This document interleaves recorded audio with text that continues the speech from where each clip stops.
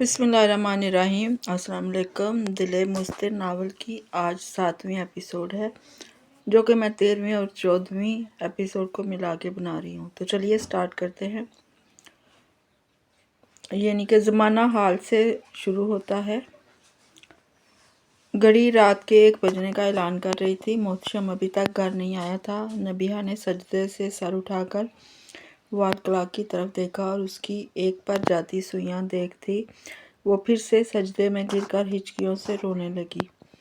या मेरे मालिक, वो जहाँ कहीं भी हो, खैरियत से हो। वो शख्स मेरा सब कुछ है। मेरे मौला, मुझे बहुत अजीज़ है वो। अपने महबूब मोहम्मद सल्लल्लाहु अलैहि वसल्लम के सदके उस शख्स को सलामत रखना। मैं जानती हूँ मेरे मालिक, मैं पिछले 5 साल से तेरी नाशुक्री करती आ रही हूँ। मेरी नाशुक्री और नाफरमानियों को माफ़ फरमा दे। मुझे मज़ीद किसी आजमाइश में मत डाल मेरे मालिक। मेरे पास मोहतशम के अलावा कोई नहीं है। मुझसे वो शख्स मत छीनना। मुझे माफ़ फरमा दे। मेरी गलतियों को दरगुजर फरमा दे मालिक। तूने मुझे इस दुनिया के बेहतरीन इंसान से नवाजा था और मैं माजी के गम को सीने से लगाए खुद समेत उस शख्स की दिल आज़ारी करती रही। उसकी बीवी होकर भी खुद को माजी के भंवर में फंसाए ज़िंदगी के इतने कीमती साल ज़ाया कर दिए। अगर मुझसे कुछ लिया गया था तो बदले में बेहतर से बेहतरीन दिया भी तो गया था। मैं क्यों ना समझ गई पहले। अब अगर समझ गई हूँ तो मेरे मौला, मुझसे वो शख्स मत छीनना जो मेरी ज़िंदगी का सबब है। मैं उससे मोहब्बत करती हूँ मेरे मालिक। वो मेरा महरम है, मेरा हमराज, मेरा शौहर, मेरा सब कुछ है वो। प्लीज़ अल्लाह जी, वो जहाँ कहीं भी हो, जल्द से जल्द। इस पुरसोच सी खामोशी में फ़ोन की बजती घंटी ने नबिहा की दुआ के बीच में खलल डाला था। वो सजदे से उठकर दुपट्टे से आंखें पोंछती जल्दी से टेलीफोन सेट की तरफ बढ़ी थी। हेलो, रिसीवर कान से लगाकर कपकपाती आवाज़ में हेलो कहा। नबिहा। दूसरी तरफ से जानी पहचानी आवाज़ सुनकर नबिहा की जान में जान आई। जी जी मोइज़ भाई, मैं नबिहा। नबिहा, मैंने ड्राइवर भेजा है, तुम जल्दी से हॉस्पिटल पहुंचो। हॉस्पिटल? वो ना समझी और खौफ से बुड़बुड़ाई। लफ्ज़ हॉस्पिटल ने उसकी रूह समेत आधी जान खींच ली थी। हाँ, हॉस्पिटल। कौन है वहाँ? नबिहा की बात पूरी होने से पहले ही दूसरी तरफ से कॉल बंद कर दी गई थी। नहीं मोहतशम। वो रिसीवर रखती वहीं ज़मीन पर बैठती गई। मोहतशम, आप मुझे कभी भी नहीं छोड़ेंगे। आपने वादा किया था मुझसे। फिर क्यों? नहीं मोहतशम, मैं नहीं रह सकती आपके बगैर। आपको खुदा का वास्ता है मोहतशम, मुझे फिर से इन जालिम लोगों में अकेला मत छोड़िएगा। प्लीज़ मोहतशम, मुझे आपकी ज़रूरत है। मैं नहीं रह सकती आपके बगैर।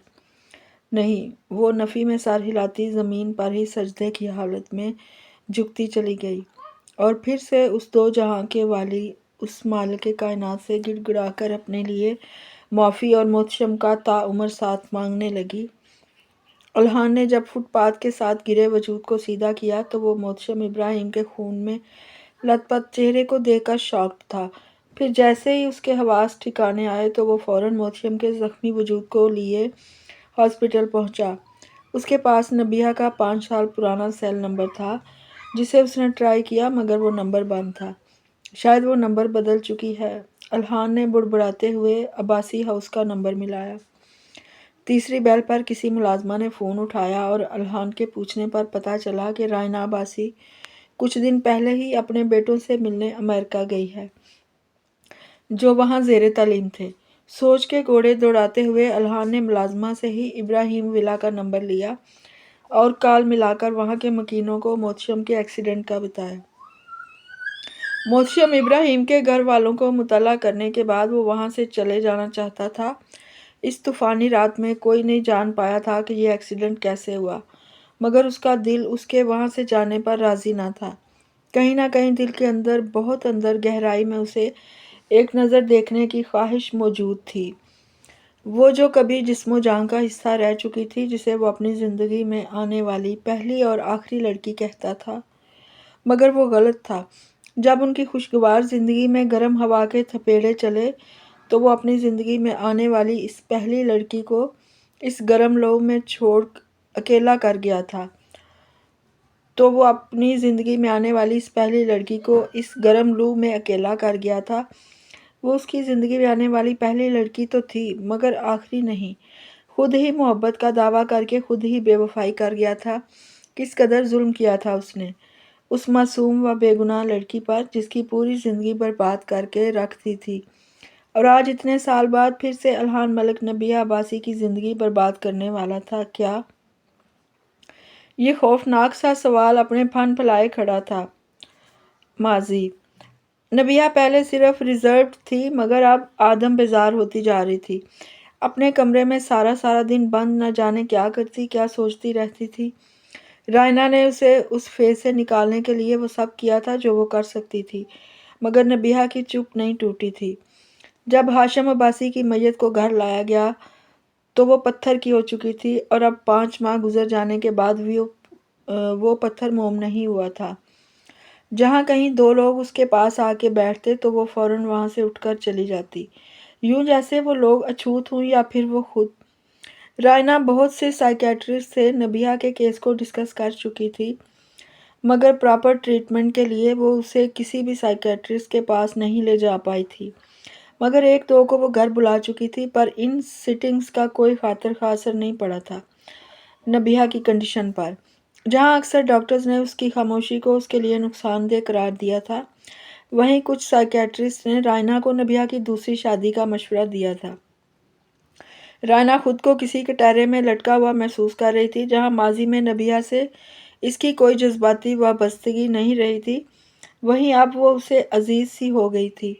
وہ بارہا نبیہ کی دوسری شادی کرنے کے بارے میں سوچ چکی تھی، مگر وہ سمجھ نہیں پا رہی تھی کہ وہ ایسا شخص کہاں سے ڈھونڈے جو قابل بھروسہ ہو، جس کے حوالے وہ نبیہ کے ٹوٹے بکھرے وجود کو کر سکے، جو اپنا مان اور محبت دے کر اسے پرانی نبیہ بنا دے، جو بولتی تھی تو اپنے سامنے کھڑے بندے کی بولتی بند کروا دیا کرتی تھی، اور اب اگر کوئی اسے دیکھتا تو کبھی یقین نہ کرتا کہ وہ اتنا بولتی بھی ہوگی کبھی۔ رائنا 1-2 لوگوں سے کہہ چکی تھی، مگر فی الوقت کوئی رسپانس نہیں ملا تھا اس سلسلے میں۔ آج نہ جانے کتنے دن بعد وہ اپنے کمرے سے نکل کر ٹیرس پر آئی تھی۔ رائنا لان میں تھی۔ جب اس نے ٹیرس پر نبیہ کو کھڑے پایا، وہ فوراً وہاں سے اٹھتی نبیہ کے پاس چلی آئی۔ ہیلو پریٹی گرل، کیسی ہو؟ رائنا نے چہرے پر مسکراہٹ سجاتے ہوئے خوشگواری سے پوچھا۔ نبیہ بنا جواب دیے ناک کی سیدھ میں نہ جانے کیا ٹکٹکی باندھے دیکھ رہی تھی۔ رائنا نے ایک نظر اس کے پتھریلے چہرے پر ڈالی اور پلٹ کر وہاں موجود کرسی پر بیٹھ گئی۔ وہ اکثر نبیہ کے پاس بیٹھ کر بہت سی باتیں کرتی تھی، مگر نبیہ کی طرف سے کوئی بھی جواب نہ پا کر وہ دل برداشتہ نہیں ہوتی تھی، بلکہ جب بھی وقت ملتا وہ تحمل سے یہ سب جاری رکھتی۔ اب بھی وہ ادھر ادھر کی باتیں کرتی، نبیہ کو بولنے پر اکسا رہی تھی، مگر نبیہ اسی طرح گرل کے ساتھ لگی رائنا کی طرف پشت کیے کھڑی دور خلا میں دیکھتی جا رہی تھی۔ چند ایک باتوں کے بعد رائنا خاموش ہوئی تھی۔ جب اس کا سیل بجا، کال اوکے کر کے چند منٹ بات کرنے کے بعد اس نے کال بند کر دی۔ نبیہ ابھی بھی اس کی طرف پیٹھ کیے کھڑی تھی۔ محتشم کا فون تھا، کہہ رہا تھا آج وہ ڈنر ہمارے ساتھ کرے گا، کل لاہور سے آیا تھا۔ محتشم کے ذکر پر نبیہ کے ساکت اور پتھریلے تاثرات میں ذرا سی درار پڑی تھی۔ تمہیں پتہ ہے نبیہ، آج اس کی سالگرہ ہے، اور آج وہ پورے 31 سال کا ہو گیا ہے۔ ہم سب بارہا اسے شادی کا کہہ چکے ہیں، پر محترم کو کوئی زمینی لڑکی پسند نہیں آتی، پتہ نہیں کس آسمانی حور کے انتظار میں بڈھا ہو رہا ہے۔ رائنا نے بڑی بہنوں کے انداز میں غصے اور فکر کے ملے جلے تاثرات سے کہا۔ گرل پر نبیہ کے ہاتھ کی گرفت ڈھیلی سے ڈھیلی پڑتی جا رہی تھی۔ آج پھر بات کر کے دیکھتی ہوں اس سے، شاید مان جائے، پر امید نہیں ہے مجھے اس سے کسی اچھے جواب کی۔ اچھا تم بیٹھ جاؤ، کھڑے کھڑے تھک جاؤ گی، میں ذرا کک کو محتشم کی پسندیدہ ڈشز بنانے کا کہہ دوں۔ نبیہ کی مکمل خاموشی پر وہ مایوسی سے اٹھ کر وہاں سے چلی آئی۔ محتشم ابراہیم، نبیہ کے ساکت لبوں نے آج نہ جانے کتنے دنوں بعد ہلکی سی جنبش کی تھی۔ تمہارے محتشم ابراہیم کے ساتھ ناجائز تعلقات تھے، تم ایک بد کردار لڑکی ہو، تم نے مجھے اور میری محبت کو دھوکہ دیا، تم ایک بد کردار ماں کی بد کردار بیٹی ہو نبیہ، تم بد کردار ہو۔ اس کے کانوں میں الہان ملک کے فکرات پورے قہر کے ساتھ گونج رہے تھے، جس کے جواب میں وہ پورا زور لگا کر بآواز بلند چلائی تھی، ہاں میں ہوں بد کردار، میں بد کردار ہوں الہان ملک، تم نے صحیح پہچانا مجھے، میں بد کردار ہوں۔ وہ بلند آواز سے چیختی ہوئی اپنے کمرے کی طرف بڑھتی جا رہی تھی۔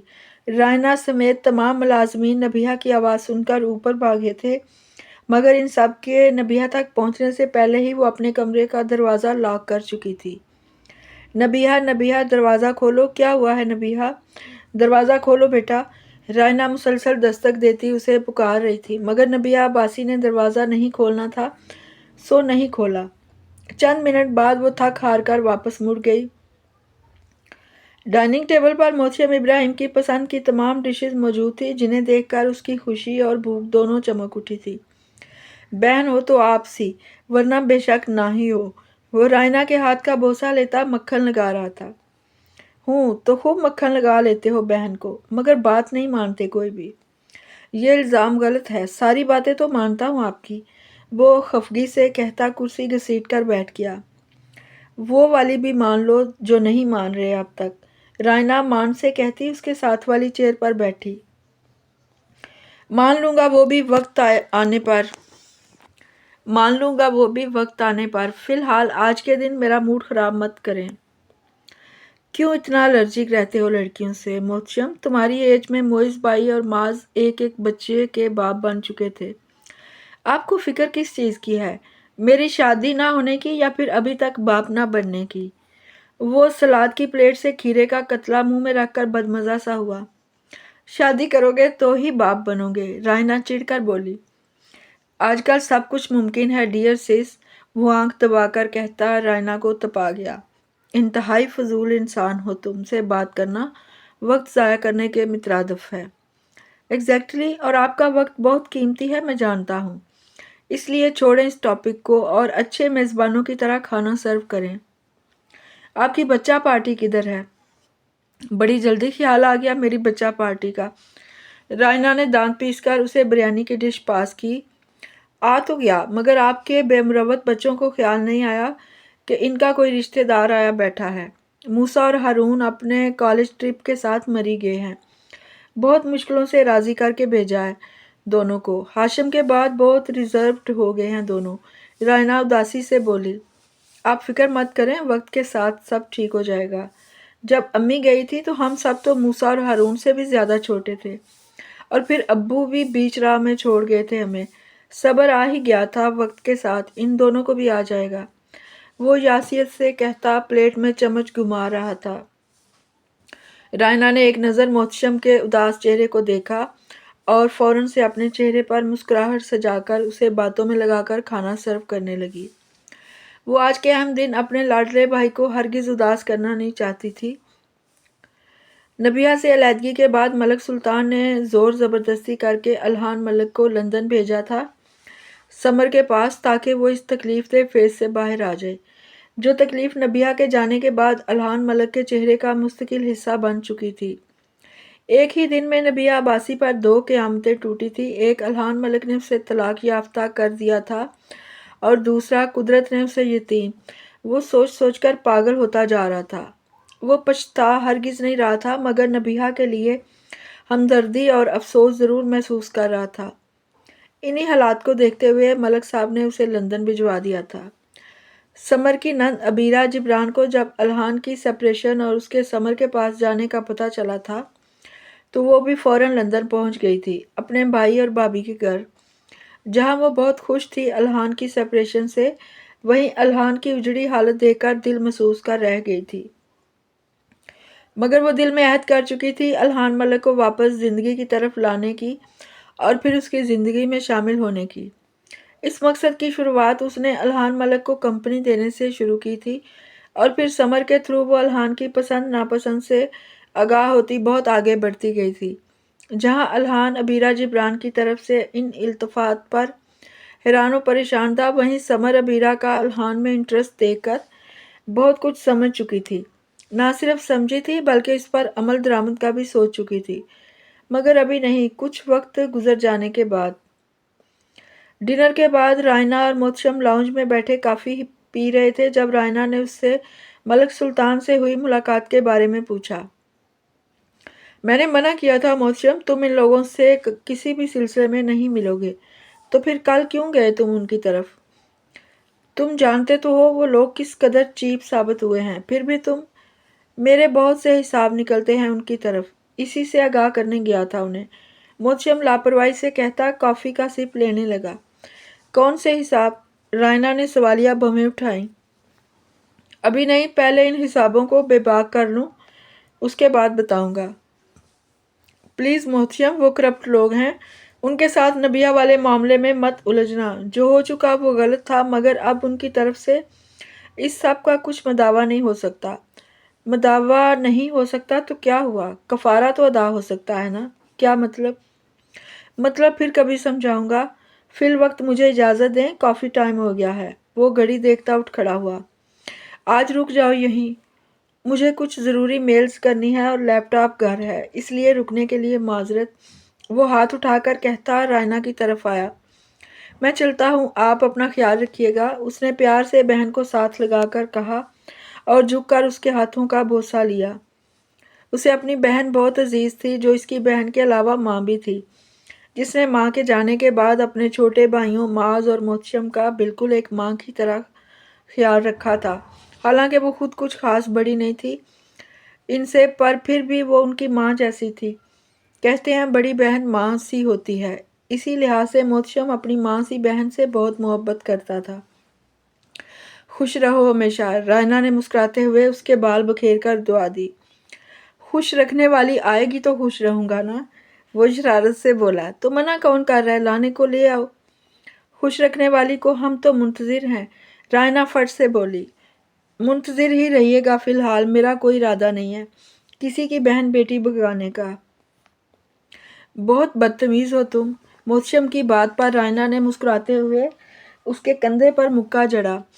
बेगम साहिबा, हारून बाबा का फ़ोन है, वो आपसे बात करने का कह रहे हैं। मुलाजमा ने आकर इत्तला दी। हाँ, मैं करती हूँ उसे फ़ोन। अब जाकर बात करें, मैं चलता हूँ। मेरी तरफ से प्यार दीजिएगा दोनों को। रायना ने मुस्कुराकर सर हिलाया। मोहसिम खुदाफिज कहता एक बेकरार सी नज़र सीढ़ियों के आखिरी जीने को देखता बाहर दरवाजे की तरफ बढ़ गया।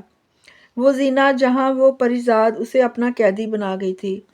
रायना मोहसिम के ओझल होते ही फ़ोन स्टैंड की तरफ बढ़ गई। मोहसिम इब्राहिम, वो गाड़ी का लॉक खोल रहा था जब अपने नाम की पुकार पर वो अपने हाथ समेत खुद भी साकित हो गया।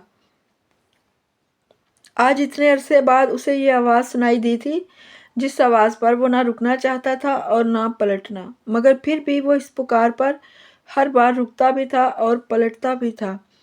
मोहसिम ट्रांस की कैफियत में आवाज़ की सिमत पलटा था और अपने सामने उसी परिजात को उजड़ी उलझी हालत में देखकर अंदर तक हर्ट हुआ था। माना कि वो कभी भी बहुत ही बन संवर कर नहीं रहती थी, मगर कभी इस तरह बिखरी भी तो नहीं थी। वो बिना कुछ बोले अपनी दीद की प्यास बुझा रहा था जब नबिहा 2 कदम मजीद आगे हुई। मैं नबिहा बासी। नबिहा ने अटकते हुए मोहसिम की नज़रों में हैरानी देखकर अपना तारुफ करवाया। मोहसिम ने खुद को संभालते हुए जल्दी से हाँ में सर हिलाया। कैसी हैं आप? पता नहीं। उसके जवाब में छुपी तकलीफ मोहसिम को अपने दिल में उतरती महसूस हुई थी। मुझे आपसे ज़रूरी बात करनी है मोहसिम इब्राहिम। वो अपने मखसूस अंदाज में मोहसिम को मोहसिम इब्राहिम कहकर बोली थी, मगर लहजे में अब पहली सी खनक और रोब मफकूद था। जी करे, मैं सुन रहा हूँ। मुझसे शादी करेंगे? नबिया ने बिना कोई तमहीद बांधे सीधे से बात कह दी थी। मोहसिम की झुकी नज़रें एकदम से उठी थी। मोहसिम की नज़रों में हैरत देखकर वो 2 कदम मजीद पास आई थी। मैं आपकी हाँ या ना की मुंतज़िर रहूंगी, वो बेखौफी से कहती वापस अंदरूनी दरवाजे की तरफ बढ़ गई। मोहसिम बुत बना उसके फिक्रे के हिसार में डूबा खड़ा था जब उसके सेल की बजती टोन ने उसे होश में लापट खा। नासमझी से कॉल डिस्कनेक्ट करके वो गाड़ी में बैठा और अब्बासी हाउस से निकलता चला गया था। वो नबिहा अब्बासी थी, सुंबल अब्बासी नहीं, जो खुद पर लगे बदकिरदारी के दब्बे को झूठा साबित नहीं कर पाई थी और मौत को गले लगाकर इस इल्ज़ाम को सच साबित कर गई थी। वो नबिहा अब्बासी थी, सुंबल अब्बासी की बेटी, जिसे अपनी माँ की तरह खुद पर लगे बदकिरदारी के झूठे इल्ज़ाम को झूठ साबित नहीं करना था, बल्कि इस इल्ज़ाम को सच साबित करना था। मगर उसके लिए उसने सुंबल अब्बासी की तरह मौत को गले नहीं लगाना था, बल्कि जिंदा रहकर उस शख्स से शादी करके सच साबित करना था जिसके साथ उसके पाक वजूद को नथी किया गया था। कुछ फैसले मुश्किल ज़रूर होते हैं, लेकिन करने पड़ते हैं। अपने आप को एक दफ़ा तोड़कर जोड़ लें, फिर पल पर मरना नहीं पड़ता। सुकून सा अंदर बस जाता है ये सोचकर कि सब ठीक हो जाएगा। वो भी बहुत सोचकर फैसला कर चुकी थी, और यही इसका इंतकाम था अल्हान मलिक से।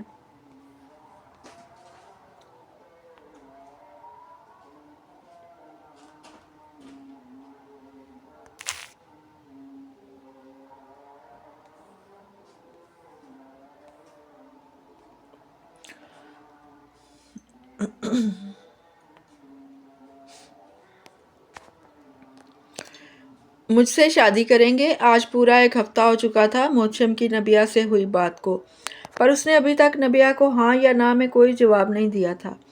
मगर नबिया का कहा गया फिक्रा उसे हिसार में लिए मुसलसल डिस्टर्ब कर रहा था।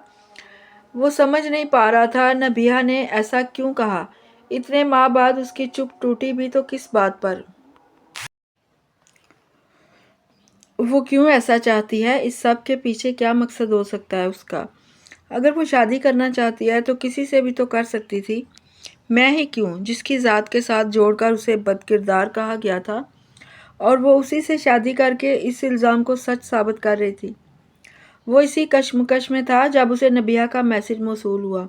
इस मैसेज में उसने मोहतशम इब्राहिम से जवाब मांगा था, और ये भी लिखा था कि अगर जवाब हाँ की बजाय ना में हुआ तो भी उसे कोई अफसोस नहीं होगा, कि अफसोस करने को उसके पास अब कुछ नहीं बचा।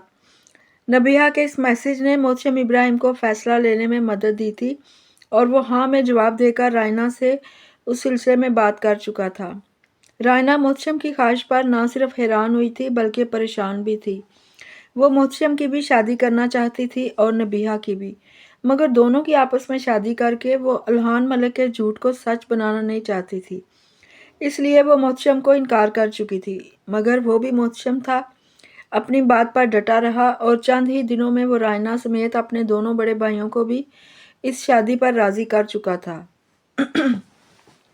रायना ने नबिया से इस प्रपोज़ल की बात की थी, पर वो कोई भी जवाब दिए बिना खामोश रही थी, जिस पर रायना एक बार फिर से मोहतशम को समझाने बैठ गई थी कि नबिया की बिखरी ज़ात की किरचियों को समेटना आसान नहीं है, इसलिए वो फिर से अच्छी तरह सोच ले इस बारे में। बहन की फिक्रमंदी को देखते हुए मजबूरन मोहतशम को अपने दिल की हालत उसे बतानी पड़ी थी, जिसे सुनकर रायना शॉक्ड थी। गुस्से, हैरानगी और प्यार से उसने सख्त सुध सुनाई थी मोहतशम गुन्हे को, मगर बेफिक्र ज़रूर हो गई थी मोहतशम का इकरार मोहब्बत सुनकर। वो ऐसा साथी तो ढूंढना चाहती थी नबिया के लिए, जो अपनी मोहब्बत और मान से उसके टूटे बिखरे वजूद को फिर से जोड़ दे। अब चूंकि उसे ऐसा शख्स मिल चुका था, लिहाजा वो मुतमईन हो गई थी दोनों की तरफ से। जहाँ नबिया की खामोशी सिर्फ मोहतशम की ज़ात तक टूटी थी, वहीं मोहतशम ने भी नबिया के लिए प्रपोज़ल अपनी तरफ से ही दिया था। वो हर तरह से नबिया के लिए छतनार साबित हुआ था, उसके राज का हमराज बनकर। और ये बात नबिया अच्छे से जान गई थी कि मोहतशम उसके लिए कड़ी धूप से छांव साबित होने वाला है, क्योंकि वो मोहतशम इब्राहिम था, अल्हान मलिक नहीं। हर तरफ से रजामंदी के बाद मोहतशम और नबिया के निकाह और रिसेप्शन का दिन डिसाइड कर लिया गया था। रायना की बहुत ख्वाहिश थी कि वह मोहतशम की शादी खूब धूमधाम से करे, मगर मोहतशम की सादगी की ज़िद के आगे वो हथियार डालती खामोश हो गई थी, पर फिर भी अपने अरमान हर तरह से पूरे कर रही थी। नबिया लाउंज में टीवी की बंद स्क्रीन पर फोकस किए बैठी थी जब रायना उसके पास आई। ये देखो नबिया, तुम्हारी और मोहतशम की शादी के कार्ड्स आ गए हैं, देखकर बताओ कैसे हैं। रायना जानती थी वो कुछ भी नहीं बोलेगी, मगर फिर भी उसकी राय लेना चाहिए। नबिया ने खामोशी से कार्ड रायना के हाथ से थाम लिया। सिल्वर और ब्लैक कलर की थीम से सजा वो कार्ड बहुत खूबसूरत लग रहा था। इसे खोल कर देखो, नबिया को कार्ड हाथ में पकड़े देखकर रायना ने कहा। नबिया ने चुपचाप हुक्म माना और कार्ड खोलकर देखने लगी। कैसा है? पुरुमीद लहजे में पूछा गया। نبیہ نے کارڈ سے نظریں اٹھا کر رائنا کو دیکھا، جس کی آنکھوں میں اس کے لیے فکر تھی، پریشانی تھی۔ زندگی میں طوفان کا آنا بھی ضروری ہوتا ہے تاکہ انسان کو پتہ چل سکے کہ کون اس کا اپنا ہے اور کون پرایا۔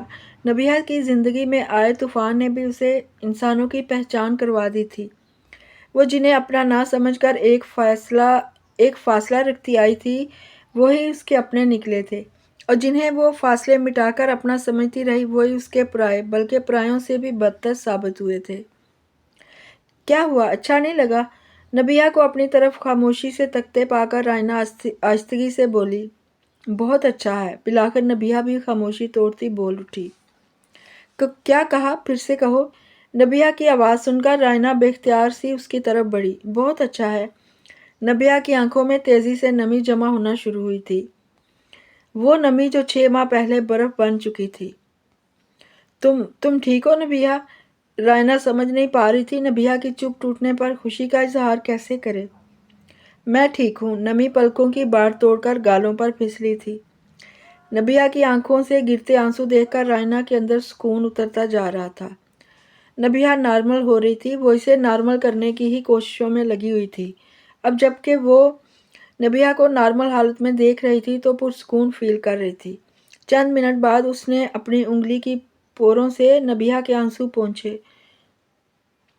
مت رو نبیہ، یہ آنسو ہاشم کو تکلیف دیں گے۔ تم جانتی ہو وہ تم سے بہت محبت کرتے تھے، اتنی کہ کہتے تھے کہ رائنا سنبل کے جانے کے بعد میں نے کبھی نبیہ کو روتے ہوئے نہیں دیکھا ہے۔ میں جانتا ہوں وہ بہت بہادر ہے، مگر اتنی نہیں کہ میرے جانے کے بعد سروائیو کر سکے۔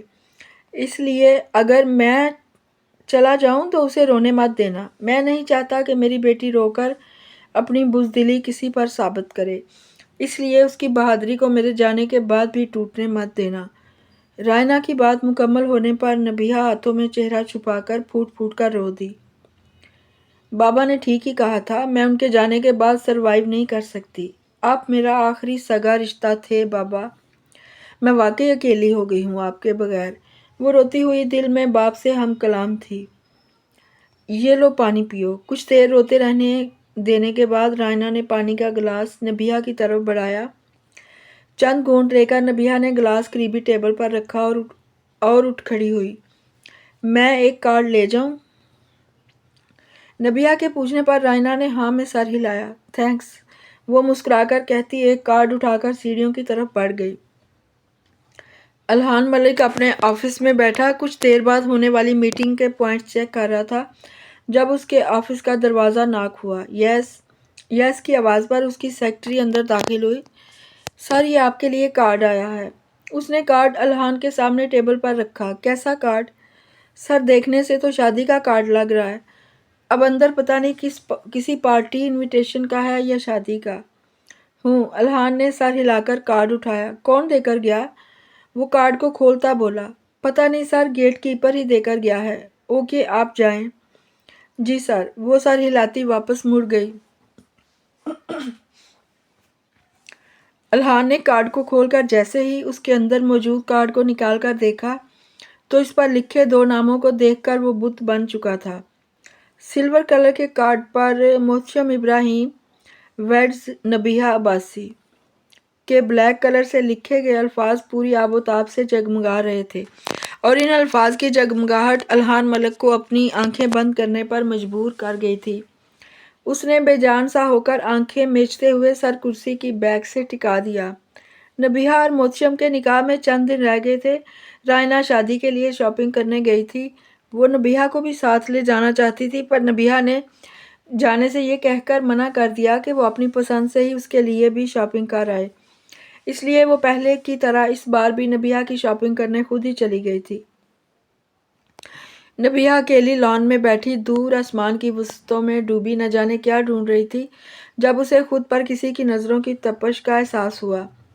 اس نے گردن اٹھا کر سامنے دیکھا اور وہاں کھڑے وجود کو دیکھ کر وہ ایک جھٹکے سے اٹھ کھڑی ہوئی۔ تم اندر کیسے آئے؟ وہ خسیلی نظروں سے گھورتی بولی۔ اپنی ٹانگوں پر اور اس گیٹ سے، الہان نے چبھتے ہوئے کہا۔ کس لیے؟ تمہیں شادی کی مبارکباد دینے۔ اوہ، تو تمہیں کارڈ مل چکا؟ نبیہ مزہ لے کے بولی۔ بالکل مل چکا، اور میں یہ دیکھنے ہی آیا تھا کہ تم नबिया अब्बासी, तुम वाकई इतना गिर चुकी हो? तुम्हें अभी तक यकीन नहीं आया कि मैं वाकई गिर चुकी हूँ? वो चेहरे पर तंजिया मुस्कुराहट सजाए बोली, आ चुका है, बल्कि अब तो पक्का आ चुका है। तुम मोहतशम इब्राहिम से शादी करके खुद तस्दीक कर रही हो, खुद पर लगे इल्ज़ामात की। वो अंदरूनी उखाड़ पिछाड़ को दबाकर बोला था। मुझे तरदीद की ज़रूरत महसूस नहीं हुई अल्हान मलिक, इसलिए सोचा तरदीद से क्या फ़ायदा, जब बैठे बिठाए इतना शानदार इंसान मिल रहा है तो नाशुक्री क्यों करूँ। तो पहले कर लेती इस शानदार इंसान से शादी, मेरी ज़िंदगी क्यों बर्बाद की। वो चिल्लाता जुनूनी अंदाज में नबिहा की तरफ बढ़ा था। अपनी हद में रहकर बात करो अल्हान मलिक, मैं ना तो अब तुम्हारी मनकूहा हूँ और ना ही बीवी। मैं तुम जैसी घटिया औरत को ऐसे किसी रिश्ते में रखना भी नहीं चाहता। तो फिर अब इस घटिया औरत के पास क्यों आए हो? चले जाओ अपनी जैसी किसी पाकबाज औरत के पास। वो आंसुओं के रेले को बाहर आने से रोकती दबी दबी आवाज़ में चीखी। चला जाऊंगा, तुम्हें मेरी फिक्र करने की ज़रूरत नहीं। मुझे तुम्हारी फिक्र है भी नहीं। मैं अपनी नई ज़िंदगी शुरू करने जा रही हूँ, जहाँ मुझे सिर्फ और सिर्फ मोहतशम इब्राहिम की फिक्र करनी है। देखता हूँ वो तुम जैसी गिरी हुई औरत के साथ कितना अरसा निभा करता है। वो हकारत से कहकर ज़मीन पर थूकता वापस मुड़ गया। नबिहा ने गाल पर फिसलते आंसुओं को बेदर्दी से रगड़ डाला। काश तुम मेरी ज़िंदगी में आने वाले पहले मर्द ना होते अल्हान मलिक। मोतबर बनकर डसते हैं यहाँ लोग, काश हम भी चेहरा शनास होते।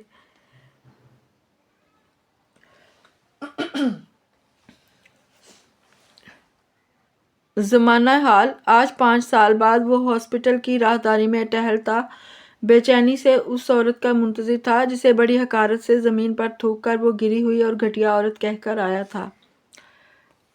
नबिया ने वाकई ठीक कहा था, उसे एक शानदार इंसान मिल गया है। मोहतशम इब्राहिम, तुम वाकई शानदार इंसान थे, इसीलिए तो ऊपर वाले ने तुम्हें नबिया अब्बासी दी। मैं इस काबिल था नहीं कि उसके साथ सारी ज़िंदगी बिता पाता, इसीलिए तो बीच राह में तन्हा कर गया था उसे। वो मुसलसल टहलता हुआ माजी में बीती बातों को याद कर रहा था। वो मोहतशम की फैमिली से कुछ फासले पर था। उनके आने पर अल्हान ने उन्हें बता दिया था कि कैसे उसकी गाड़ी से एक्सीडेंट हुआ था। सारी बात सुनने पर मोहतशम के भाइयों ने कोई रिएक्शन नहीं दिया था, इसलिए वो खामोशी से उठकर इनसे कुछ फासले पर चला गया था। और अब वो बार बार बेचैनी से घड़ी देख रहा था। वो नहीं जानता था कि मोहतशम के घर वाले नबिहा को आगाह कर चुके हैं कि नहीं, मगर फिर भी वो मुंतज़िर था। काफ़ी लंबे और बेकरार इंतज़ार के बाद अल्हान मलिक को वो चेहरा नज़र आ ही गया था, जो चेहरा उसे अपनी माँ के बाद सबसे ज़्यादा अजीज़ था इस दुनिया में। वो धुंधलाई हुई आंखों से नबिहा को बेकरारी से मोइज़ इब्राहिम से बात करते हुए देख रहा था। आंखों में मौजूद धुंध पानी की शक्ल इख्तियार करती अल्हान मलिक की गालों पर फिसलती जा रही थी, और वो अनजान सा बस उसे देखता जा रहा था। मुद्दत हुई है बिछड़े हुए अपने आप से, देखा जो आज तुमको तो हम याद आ गए। मोइज़ के बताने पर कि मोहतशम का एक्सीडेंट कैसे हुआ, नबिहा ने कुछ फासले पर खड़े इस शख्स पर एक कहर आलूद नज़र डाली थी। वो हरगिज़ उसकी शक्ल नहीं देखना चाहती थी। आज ही तो उसने इस शख्स को आज़ाद करने का संदेशा दिया था, और फिर से वो शख्स उसे उजाड़ने पर तुल गया था। आखिर क्या बिगाड़ा है मैंने इस शख्स का, जो इतने साल बाद फिर से मेरी ज़िंदगी की खुशियों को डसने आ गया है। नबिहा, बैठ जाओ, इंशाल्लाह मोहतशम को कुछ नहीं होगा, वो ठीक हो जाएगा। मोइज़ ने उसके सर पर हाथ रखकर तसल्ली दी। मोइज़ भाई, हर बार मुझसे ही क्यों मेरी अजीज़ जान हस्ती छीनी जाती है। वो ज़ुबान से कहना चाहती थी, मगर अल्फाज गले में ही फंस गए थे। उससे पहले कि वो गिरती, माज ने आगे बढ़कर उसे सहारा देकर बिठा दिया। सब ठीक हो जाएगा नबिहा, तुम परेशान मत हो। अब के माज ने भी बड़े भाइयों के अंदाज में सर थपथपाकर तसल्ली दी थी, मगर उसका दिल किसी भी तसल्ली से नहीं संभल रहा था। दिल में बस एक ही तकरार छिड़ी हुई थी, अगर मोहतशम चला गया तो मेरा क्या होगा। वो सर झुकाए आंसू पीती अपने रब से मोहतशम की सेहतयाबी के लिए दुआगो थी, जब आईसीयू का दरवाज़ा खोलकर डॉक्टर बाहर आया। मोइज़ साहब, पेशेंट का ब्लड बहुत बह चुका है, हमें फौरी तौर पर ओ नेगेटिव ब्लड की ज़रूरत है। हमारे पास जितना अवेलेबल था वो नाकाफ़ी है। आप प्लीज़ जल्दी से ब्लड की अरेंजमेंट करें। او نیگیٹو بلڈ ملنا بہت مشکل ہے، آپ کی فیملی سے ہی کسی کا اگر میچ ہو جائے تو بہتر رہے گا۔ جی ڈاکٹر صاحب، میں کوشش کرتا ہوں۔ معز ابراہیم کے کہنے پر ڈاکٹر سر ہلاتا واپس مڑ گیا۔ معاذ، تم بلڈ بینک سے پتہ کرو جا کر، میں اپنا بلڈ گروپ ٹیسٹ کرواتا ہوں۔ جی بھائی۔ معاذ سر ہلاتا سیل پر نمبر ڈائل کرتا باہر کی طرف چلا گیا۔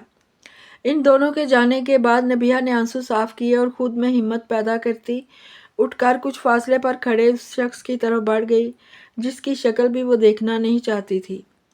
الحان نے اسے اپنی طرف آتے دیکھ کر بے اختیار نظروں سمیت سر بھی جھکا دیا۔ نبیہہ آہستگی سے قدم اٹھاتی الحان کے سامنے آ کھڑی ہوئی۔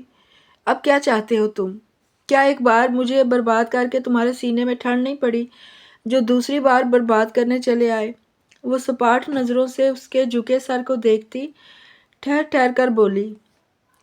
نبیہہ کی بات پر الحان نے اپنی لال آنکھوں سمیت لال چہرہ اوپر اٹھایا۔ شدت ضبط سے اس کی آنکھیں اور چہرہ دونوں ہی اس حد تک سرخ ہو چکے تھے کہ جیسے ابھی ان سے خون چھلک پڑے۔ میں ایسا کچھ نہیں چاہتا ہوں نبیہہ، یہ سب اچانک ہوا۔ میرا نام مت لو، میں اپنا نام لینے کا حق تمہیں نہیں دیتی ہوں، سمجھے؟ مجھے نبیہہ کہنے کا حق صرف میرے شوہر کو ہے، باقی سب کے لیے میں مسز محتشم ابراہیم ہوں، اور اگر آج تم نے یہ حق مجھ سے چھین لیا تو یاد رکھنا مسٹر ملک، میں روز حشر تک اپنی بربادی تم کو معاف نہیں کروں گی۔ محتشم اچانک سے گاڑی کے سامنے آ گیا تھا۔ میں نے ارادتاً ایکسیڈنٹ نہیں کیا ہے۔ میں اپنی ایک بار کی غلطی دوسری بار کیوں دہراؤں گا؟ میں کیوں تمہیں برباد کروں گا؟ وہ نبیہہ کو یقین دلاتا بے بسی سے بولا۔ تم ملک سلطان جیسے شیطان کے بیٹے ہو، لہٰذا تم سے مجھے ہر برے فعل کی امید ہے، مگر اس بار تمہاری جیت نہیں ہوگی مسٹر ملک۔ اس بار میں تمہیں اپنے آشیانے کو آگ نہیں لگانے دوں گی۔ اگر تم نے مجھ سے محتشم ابراہیم کو چھینا تو میں تمہارے پاس کچھ بھی نہیں چھوڑوں گی، اور تم جانتے ہو جب عورت انتقام لینے پر آتی ہے تو نسلوں کی نسلیں برباد ہو جاتی ہیں، مگر اس بار برباد ہونے کی باری تمہاری ہوگی۔ میرے پاس محتشم کے علاوہ کوئی قیمتی چیز نہیں جس کے کھونے کا مجھے دکھ ہوگا، اس لیے دعا کرو کہ محتشم ابراہیم کو کچھ نہ ہو، ورنہ… نبیہہ خونخوار آنکھوں سے اسے دیکھتی بات ادھوری چھوڑ کر واپس مڑ گئی۔